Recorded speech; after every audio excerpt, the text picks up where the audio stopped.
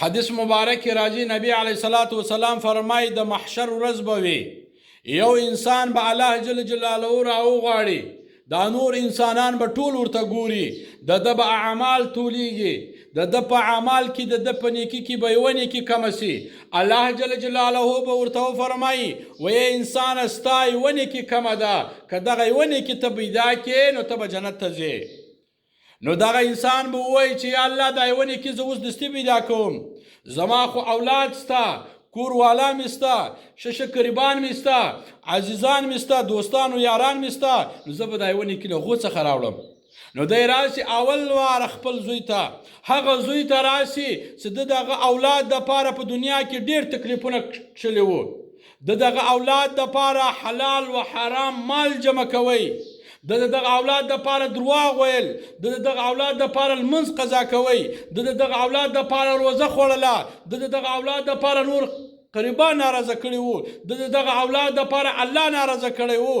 اوس هم داسې کسان سته سپین ږیري دي اوس هم سود کوي درواغ وایي لمونځونه نه کوي روزه چې راشي روزه نه نیسي حج نه کوي زکات نه ورکوي وایي بیا به مې د اولاد دنیا کمه سي نو دغه کس راسي وایي خپل زوی ته ووایي ای زویه زما یوه نیکي کمه ده بس زه به الله جنت ته ځم دا یوه نیکي خو ماته راکړه دا زوی ورته ووایي پلاره را باندې ګرانې منه مې په دنیا کې زما دپاره ډېر تکلیفونه کش کړي وو لیکن زه دا نیکي نسم درکولی که زه چیرې تا ته دا نیکي درکم نو ودسې زما نیکي کمه سي بیا نو هغه انکار ورته وکړي هغه اولاد چې د هغه دپاره ډېر تکلیفونه کښلي وو هغه اولاد چې د هغه دپاره درواغ ویل هغه اولاد چې د هغه دپاره خپل قریبان ناراضه کړي وو هغه اولاد انکار ورته وکړي نو بیا راشي ښځې ته دی دا سوچ کوي چې ښځه خو ما هغې دپاره هم ډېر تکلیفونه کښلي وو دې ته په دنیا کې راحت ورکړی وو او هر خواهش مې ورپوره کړی وو نو دا راشي خپلې ښځې ته ووایي دا سړی ورته وایي ما ته یوه نیکي راکړه زما یوه نیکي کمه ده زه جنت ته ځم نو هغه ښځه هم انکار وکړي هغه ښځه چې د هغې پر سر باندې ټول کور مرور کړی وو هغه هم انکار وکړي قریبانو ته ورسي عزیزانو ته دوستانو ته ټول انکار وکړي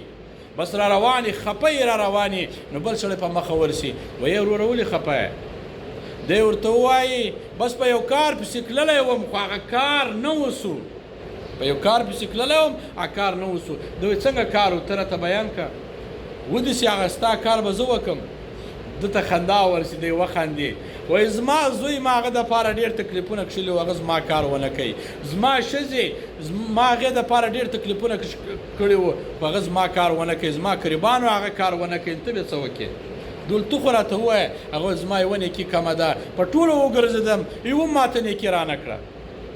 نو هغه ورته وایي له ما سره دم یوه نیکي دا به زه درکړم زه هغې په دا یوه نیکي باندې جنت ته نسم تللی نو دا یوه نیکي به زه تا ته درکړمه ته جنت ته ولاړ سه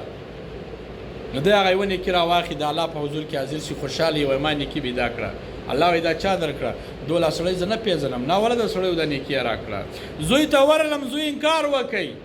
قریبانو ته ورغلم انکار یې وکړي ښځې ته ورغلم ښځې انکار وکړي نو هغه بیرېدو وایي زموږ به هم نیکي کمه سي لیکن ناولده سړی و هغه یو دا یو نیکي راکړه الله جل جلاله فرشتو ته وفرمایي ورسئ دغه کس راولئ نو دا سړی ورته راولي الله ورته وفرمایي ولې دا نیکي ورکړه دی ورته وایي یا الله ما کړې دا یوه نیکي وه نو زه په دا یوه نیکي هغه هم جنت ته نه سوی تللی او دغه سړی د یوې نیکي په وجه له جنته راګرځېدلی و نو ما دا یوه نیکي ده ته ورکړه الله ویل دونه غیرت ته دونه غیرتمن یې دونه رحم کوې نو تر ما بل څوک غیرتمن نسته ستا دونه غیرت وکوي تا دونه رحم وکوي نو تر ما بل غیرتمن نسته تر ما بل رحم کوونکی نسته نو زه ته هم جنت ته ورسره ولاړ سه سبحان الله نو ای زما عزتمن ورونو مسلمانانو دا یاد ساتئ خپل آخرت د بل چا دپاره مه تباه کوه دا خپل آخرت د زوی دپاره مه تباه کوه دا خپل آخرت د ښځې دپاره مه تباه کوه دا خپل آخرت د خپل قریبانو دپاره مه تباه کوه په آخرت کې یو هم نیکي نه درکوي نو ته ولې خپل آخرت تباه کوې داسې کسان سته ما درته وویل چې اوس هم کاروبار کوي دی سود کې سپین ږیري دی ای د الله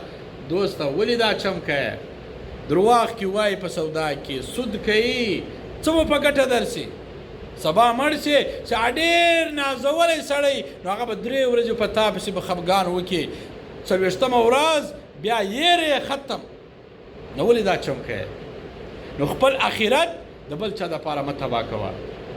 نو دې څخه دوې خبرې معلوم شوې دې حدیث څخه. یوه دا معلومه سوه چې خپل آخرت د بل چا دپاره مه خرابوه، یو څوک هم نیکي نه درکوي. دوم دا معلومه سوه چې څوک د چا سره شو وکړي نیکي وکړي الله یې ډبل ورسره کوي. ته یو چا سره شو وکړه الله تا سره ډبل کوي. ته یو چا سره رحم کار وکړه الله تا سره ډبل کوي. لکه هغه کس دې سره یو نیکي ورکړله الله د دې یوې نیکي په وجه باندې دی جنت ته بوتلی.